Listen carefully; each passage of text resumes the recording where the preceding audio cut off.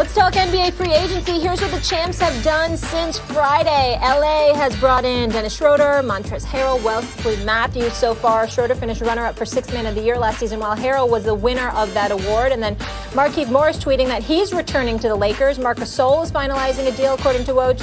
And Kentavious Caldwell-Pope is locked up as well. Max, all that being said, who is the biggest threat to the Lakers in the West?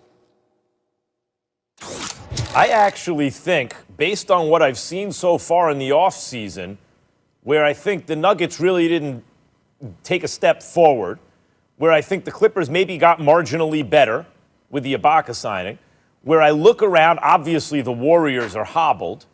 I think it's the Mavericks if they stay healthy. Porzingis won't start the season because they're being very careful with his knee. But assuming that he is rested and healthy, and he'll have most of a regular season to ramp up and to make sure he's in shape for the playoffs. In fact, he's going to play, especially considering the start date of the season, he's going to play the vast majority of the regular season, knock wood. I look at that Mavericks series against the Clippers, and I thought the Clippers were lucky to get past them. The Mavericks, don't forget, the Clippers were lucky when Porzingis got ejected for something he shouldn't have been ejected for. They won that game, and then eventually Porzingis couldn't play, and they won out. But I thought the Mavericks were the better team based on what I saw, and when both teams were at full strength, they were better. And by the way, Luka Doncic is a superstar, and he's so young, he is likely to get better. There's actually room for improvement in his game. He can shoot the ball better. He takes a lot of threes. But he can shoot the ball better, and he looks like a shooter. Like when he shoots the ball, you go, yeah, that looks good. I expect his shooting to get better, Stephen A., which is scary when you think about it. I expect his defense to get better because he's not a good defender, although maybe not quite as bad as his reputation at this point. When I look at Kleber and the roster surrounding these guys, they have length, they have shooting. I think the Mavericks are the biggest threat to the Lakers if they are healthy. I disagree with you. I think the number one threat to the Los Angeles Lakers, who are the clear I don't want to say by a mile, but pretty damn close. The Los Angeles Lakers did their due diligence this offseason. They put in the work that nobody else in the Western Conference put in, which is inexplicable to me. And I think acquiring a guy like, Montrezl Harrell, keeping Morris, adding what they added to the equation, trade and what have you, I definitely think that the Los Angeles Lakers are the clear prohibitive favorite. Number two behind them would be the Los Angeles Clippers. As far as I'm concerned, the Dallas Mavericks improved defensively, but they've taken a step back offensively. I'm not a believer. The Denver Nuggets should not have lost Jeremy Grant. I don't know why he took $60 million from Detroit, but didn't take it from Denver. It doesn't seem to make much sense to me, even though I believe in Michael Porter Jr. I still think that the Denver Nuggets, in terms of their depth, I don't think they're the same team. I think the Los Angeles Clippers are the team to look out for. When you look at Harrell was obviously the Sixth Man of the Year. He was an Energizer bunny off the bench, but he doesn't necessarily have Ibaka's game. Ibaka's got his size, his height, maybe even a little bit taller. He definitely has a better perimeter shot.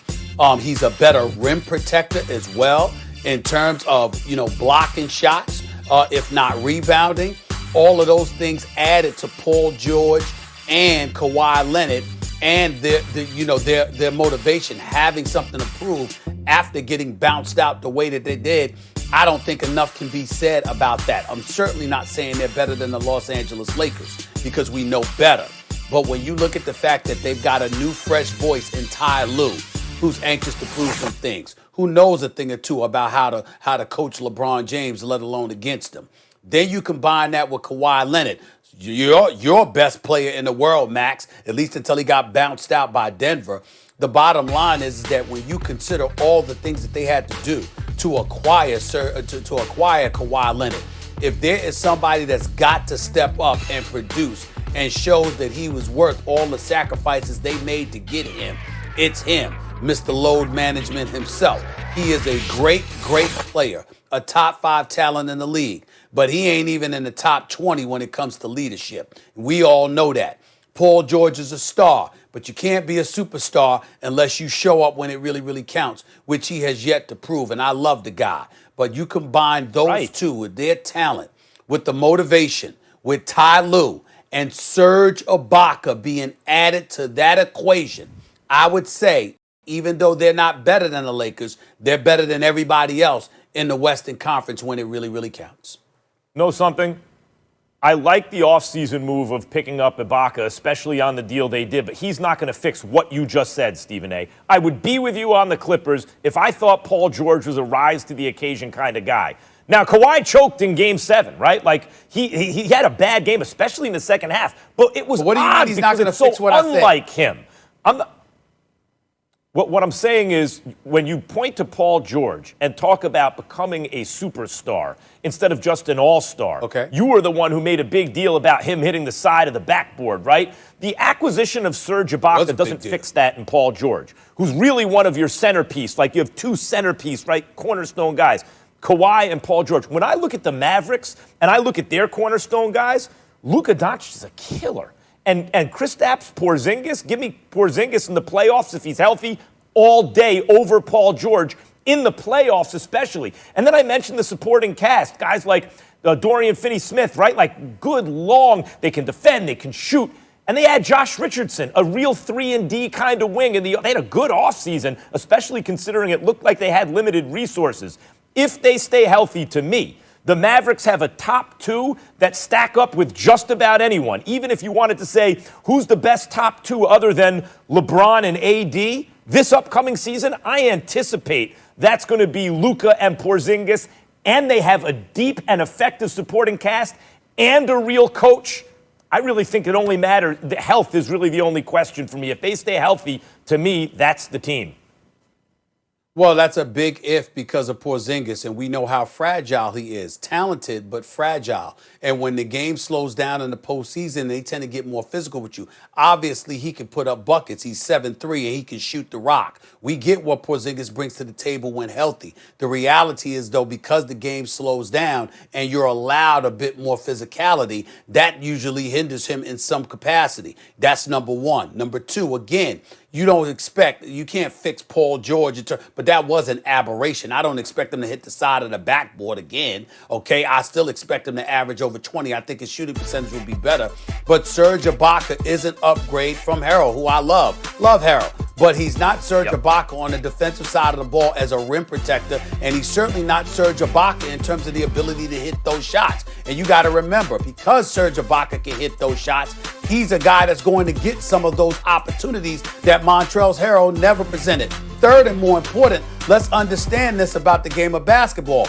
If you are not a threat from the perimeter, it allows me as a defense to key even more on the perimeter threats because I don't have to spread my defense but so much, and I'm not compromised because I don't have to worry about Harrell on the perimeter. But I got to worry about Ibaka because not only can Ibaka hit a 15 to 17-foot shot, he can hit threes. And if he can hit threes and he's on the court with a Kawhi Leonard, with a Paul George, with a Lou Williams, I'm sorry, I think that when you look at the Clippers against everybody outside of the Lakers, I definitely believe that the Clippers could easily be the number one threat to the Lakers, especially when you consider the fact that this could be Kawhi and Paul George's last year in LA with the Clippers. They got a player option after this upcoming season.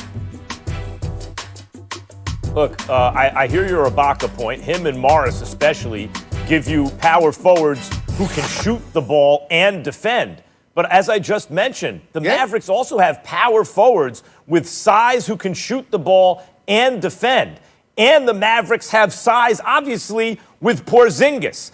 And the Mavericks have a superstar who leads in the way that you want Kawhi to lead. You lament the fact that Kawhi doesn't lead the way Luka leads.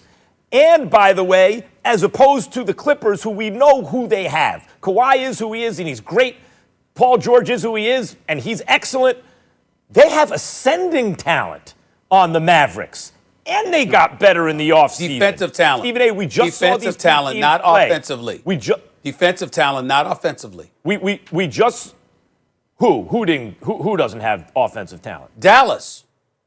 I said they haven't ascended offensively. They've ascended defensively. They lost Seth Curry. That's a big loss, because Matt. of Richardson. They lost Seth Curry. That's a big loss. I hear you. I hear you.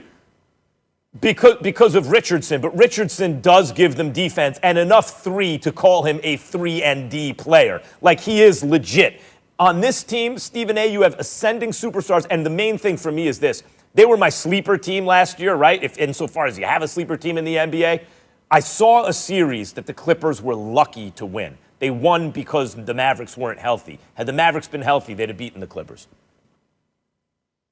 All right, let's stay with the hoops, guys, but we're all from the East Coast, so we go there next. Coming up on First Take, James Harden wants out of Houston, but where should he end up? Here's